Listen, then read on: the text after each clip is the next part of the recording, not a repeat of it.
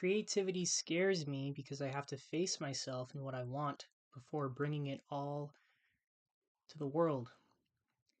The second you put something out there, it's free to be interpreted, misinterpreted, picked apart, edited, misquoted, and copied all at once. And it's your responsibility to block it out as much as it's someone's choice to ignore that you've made it at all. That's something I wrote while journaling last night, and it just came to mind for this video because I wanted to make something that had to do with the whole process of being online. It's an interesting thing when it comes to creating things that you care about, being passionate about something and then showing it to everybody else. Hey, everybody, look what I made, and then the possibility of being judged, and it shouldn't take up that much space in a creator's mind because yeah, 50% chance you're going to be misunderstood. But I think about people that don't create, as human beings in general, we're all going to be misunderstood at some point, and that's totally okay. I've been thinking often about if someone were to pass away, if you were to pass away, and then people were to come up and give you a eulogy at your funeral, they would all have something different to say about you. You have the general, oh, they were a kind person. You would hope that someone would say that about you. They were a kind, giving person, or they were always a joy to be around, or yeah, they were just good, good, however you want to describe it. But when it comes to specifics about that person, everybody might have something different to say about you that they knew because there's different sides to everyone. We're all multifaceted. And when a multifaceted person meets another multifaceted person, of course, they're only going to see what they see through their lens of the world. And they might not like you because you remind them of something or someone that they already don't like or had a negative experience with.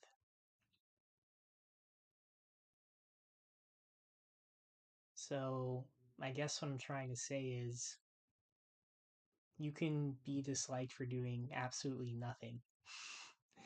You can have the greatest intentions and still be othered. Can't control how other people act when it comes to. You can't control how people react to your actions. You know? Think about that a lot whenever I'm putting something online, whether it be advice or maybe a skit. Like, I put out a skit, I think it's still on my YouTube channel, that had something to do about retail. And one person commented on it over a year ago, and I didn't read it until a few days back.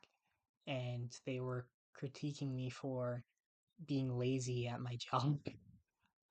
See what it doesn't, I just didn't see how he didn't see that I was making a joke. Maybe he did, maybe he didn't. I'm not sure if he understood the context of what I was trying to do. But again, you just kind of roll and keep rolling. So when I think about people with a lot of followers, like I'm sure they feel a little bit of fear as well. Oh, when I put this out, da, da, da, da, da. But they have enough they have enough faith in their abilities to just go and screw it. Yeah, this is what you're following me for, isn't it? And then you go through the comment section, and then there's a discourse of what the person's trying to say, or people have their own thoughts and actions. And I guess that's the whole point of creating online, isn't it? To have community. Like there's this fine line between clout and community, and I don't think it's necessarily bad to want either or. It's okay to have both because Well, I mean, it goes hand in hand. People are always going to be creating discourse in the comment sections of your creations, or agreeing or disagreeing, depending on what it is that you make. If we're all just collectively celebrating how cool it was that you made, like your photo or something like that, or just a video of a vacation trip, like that's one thing. But if it's something that's meant to provoke thoughts, well, then yeah, of course you're gonna get known for it, but you're also gonna bring people together that collectively want to see you post time and time again. So that was a cool little bit of discovery I found for myself. For example, I'm at 47 subscribers right now. 47. I was at 40 or 39 when I started. So it's working out. Yeah, I've got a small little community. 50, almost 50 people like to listen to me. It's nice. It's nice.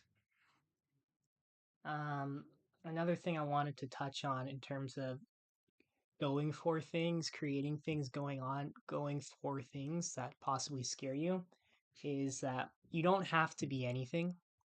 You can want to be something, and that's fine. I want to be something because, God willing, I make it to my deathbed in old age. I don't want to be staring at a ceiling, wondering or regretting not going for something. But you don't have to be anything. Some YouTubers on here, I think, can't pronounce her last name. I'm so sorry. I'm about to butcher this. Bailey Shilbach. Sorry, Bailey. Um, and Nemia, both talk about in their videos about not having to be anything. Um, you just existing as you are is enough. You're here, you're watching this video, you're multitasking, you're living, you're breathing, your brain. Oh, excuse me. You're living, you're breathing, your brain is just working just as it was designed to. Yeah, you just chill out until you die. Like there's nothing else that you really have to do. Like again, in comment sections, I sometimes see when it comes to posts about achieving your goals or your dreams or having aspirations. Some people are like, I don't have any. I'm okay where I am. I don't want to climb any higher. I don't want to have to do anything else. I can understand that. I think personally that there are many things that I want to experience. Like, what if I got 100,000 subscribers on YouTube? Stuff like that. Um, yeah, it's incredible just to know that you have free will to go for what you want and to take the time to know yourself well enough and to be intentional about the things that you're going for. Why do I want to go for this? What does this mean for me? What reason am I doing this? Am I doing this for clout or community? Um, that's something I think about when I'm YouTubing. Am I doing this just for numbers? Am I doing this to help somebody? And I worry about that sometimes. Makes me worry if I'm self centered. But then when I get a comment on my YouTube video from some stranger saying that this made my brain click in a different way, or this helps me out, or hey, I love this, makes me feel good. And that's not what I was going for. I was just posting because I feel the need. I feel like I have to do this.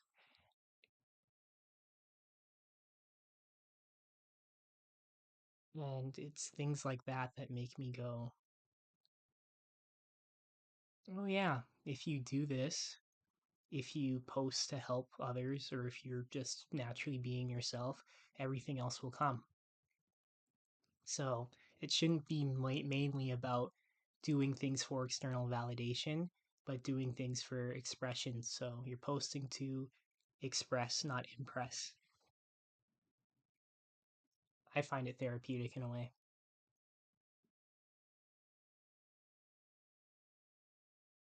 Another thing I find therapeutic is just not even posting, but watching other people's TikToks because it reminds me that this world is so big and vast, and out of the billions of us on this planet, millions of us, hundreds, tens of thousands or hundreds of thousands of us are getting on this online platform, and we're exploring our own interests and connecting other people in that interest and being ourselves 100% while at it. If there's one thing I learned about being chronically online, it's that you're free to present yourself however you like, and there's someone out there that will resonate with you. There's someone out there that will believe in you for it.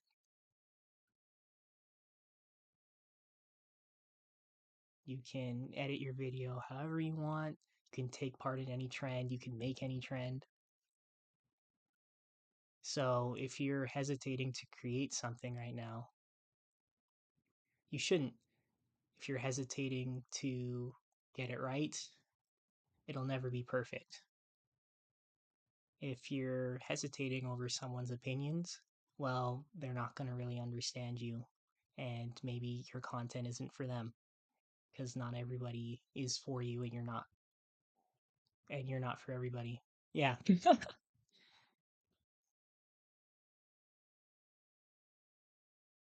Yeah. Had those thoughts on my mind for a while, just wanted to get them out there.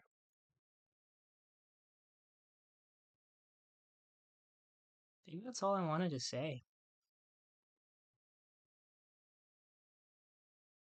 Oh, one last thing. One thing that stopped me from creating was thinking to myself, I don't have anything new to say. I don't have anything new to bring. There's nothing original under the sun. And I think that's true. But as long as we're all being born into this world and we're all growing up and passing on, there is always going to be niches and topics and hobbies that we're all gonna want to mutually take part in. So there shouldn't be a shortage of people talking about things that are able to resonate with you. People are always going to need creators to speak out, to provoke, to express, to inspire. I guess that's what community is.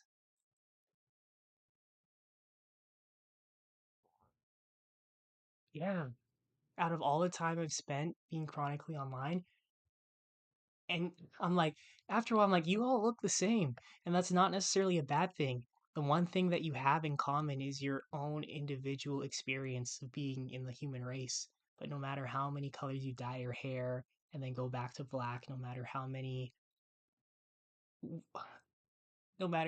clothes you buy, or no matter how much you enjoy talking about your interpersonal relationships, is that a word? No matter how much you enjoy talking about your relationships or your vacations or your get ready with me's, there's never going to be a shortage of that. And again, people will like you for you. They don't care that you're doing the same thing as 100 other people in that specific niche. It's okay to exist, take up space, keep creating. Again, these people do it to express, not impress. And then people and everything else that comes with it comes along. So, yeah, just something for me to remember for myself. Okay, I'm done.